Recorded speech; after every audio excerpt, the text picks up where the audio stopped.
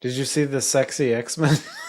Oh yeah, you want to talk about that? So we're talking about episode 5, like And we haven't really talked about 3, 4, or 5 at 3, this 4, point. or 5. Yeah, I don't know. It's still horny. I can't believe how horny it is. Really. It's definitely horny. Yeah, it continues to feel very deviant art. When I hear this thing of like, wow, it really is faithful to the original, I'm like, I'm not seeing it. I'm seeing.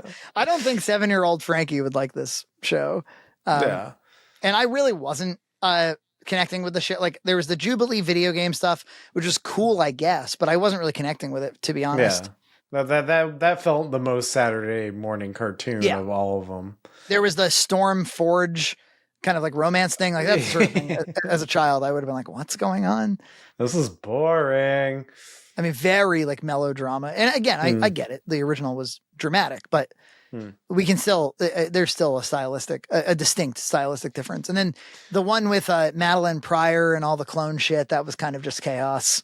Oh yeah, the Goblin lady, yeah, and then Mr. Sinister there. This one's a bit more interesting. Yeah, this one was interesting. Still, like the first half is the horniest thing ever. You've never seen anything more horny. I mean, like I'm like desensitized, you know, like because most things aren't that horny. It's like they have like an anti-horny policy where like you can't have horniness. So then when this show's like everybody's fucking, or they want to fuck, people might not know like. If they didn't watch it, like, what do you mean horny? Like, how is it different than some of like maybe the love triangles and stuff that were in the original or in any other show? And it's like, well, for one thing, the art style really accentuates abs, shoulders, neck muscles, musculature, especially on men, is very pronounced in this. And then it does there's just a general feel like Jean and Cyclops are always like all about their baby situation and knocking her up. And then like there's a clone with Madeline Pryor and he's like fucking her. And then like there's like Gambit is like really, as per usual, lustful for Rogue, but they're actually together. But she's regularly banging Magneto in secret. And it turns out they were banging, long ago too. Yeah. And then there's in this one, Magneto is asked to become the new, prime minister or something of Genosha, the mutant refuge, where you get to see Nightcrawler again. And they're like, well, could you serve because you have a bad rep? Could you serve with an X-Men? And he asks Rogue to do it and she does it. And there's a, big scene where she comes down in her gorgeous, dress and she dances, very romantically with Magneto. The whole thing. Yeah, they're really at this like sexy rave. That's like, it's like an elite sexy party. Yeah. It's like Eyes Wide Shut or something. No, not quite, but it's just like there's something very like sexual and freeing about this whole like rave party they're at. Yeah, like that there's people fucking like in other rooms and stuff. And then spoilers. Cable shows up. Josh Brolin's character from the movies, and he's like, it's gonna happen any minute, Mom. And then there's Sentinel nuclear holocaust. The mutants start getting wiped out by these mecha sentinels. The X-Men, which really at this point is just comprised of like Nightcrawler, Rogue, Gambit, and Magneto, right? That's kind of it. And by this point, Storm is at, she's isolated with Forge, so she's not part of anything either. They try to fight off the Sentinels. Magneto's doing everything he can. I don't know like where Magneto ended up in the battle, but so kind of implied that he at least gets either killed or injured or he's in great peril. It becomes like very dramatic, like the world's ending, Well, this is just so funny because the first half of the episode is it's just very like politics and horniness, and then it's like an abrupt cut to this like mayhem, and then which is really great. Like I was really entertained with the mayhem. Suddenly I was pulled in because they have kind of set up this Magneto Rogue thing, and she obviously feels kind of. I feel like she's often the right character to kind of do some of these arcs with.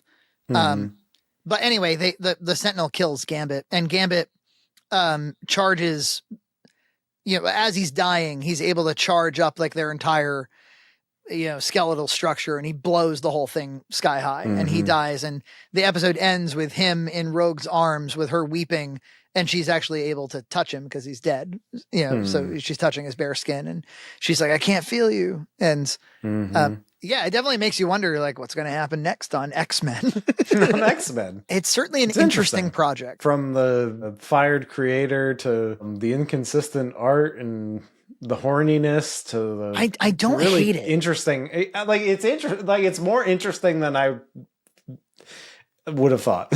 Yeah. It zigs and it zags. It's like you can't look away from it sometimes. I mean, I guess the question is, does it adequately, like, is if you were going to do a follow-up to that popular cartoon from when we were kids, you're doing it for adults, those kids are now adults. And so is this the adult version of that show? I would say yes. Like, it's certainly not trying to pull in younger audiences. I think this is an inappropriate show for younger audiences. Yes. Right. Yes. It's too horny and too violent. Too horny, too violent. Yeah. Yeah. Cause like, Gambit gets stabbed and there's like blood spewing out. Yeah. Yeah. Yeah. So it's the adult version, but interesting project, I suppose. I mean, again, the X-Men property is pretty important to Disney and will be in their feature films shortly, I'm sure. So I probably wouldn't like fuck with the brand too much, but if it excites people again and it gets them kind of back into X-Men, maybe it's maybe it's a good project. I'd be interested in how successful it's been. Like if people are keeping up with it. Pretty good dialogue at times, like artful dialogue. Other times it's a little clunky. What's going to happen to our sexy grandpa? Find out next time. Man, it's like, what is the like Magneto was right shirts or whatever? The new opening, because they now have a slightly altered opening after Magneto takes over the school, where he's like the opening character that they introduce, and it does set the tone a little bit, like I think effectively of this is now a kind of, the X-Men have turned a major page in their story.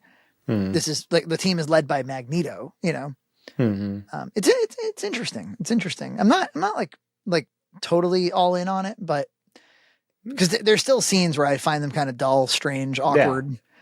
I'm kind of waiting for them to do something with Wolverine. I feel like they're showing a lot of restraint with Wolverine for such a popular character, but oh yeah, that's very true. That's very true. Yeah. It's just kind of nice because Wolverine took up a lot of oxygen for a long time. Yeah, so I'm fine with it.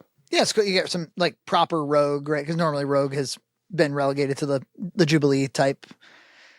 So you get proper Rogue, proper Magneto is always the most interesting character in these things, so they obviously know that.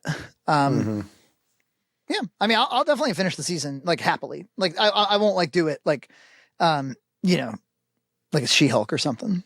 Yeah, it helps that it's just a cartoon, so the episodes are short and yeah. Subscribe to Red Cow Entertainment on Patreon for full episodes every other week.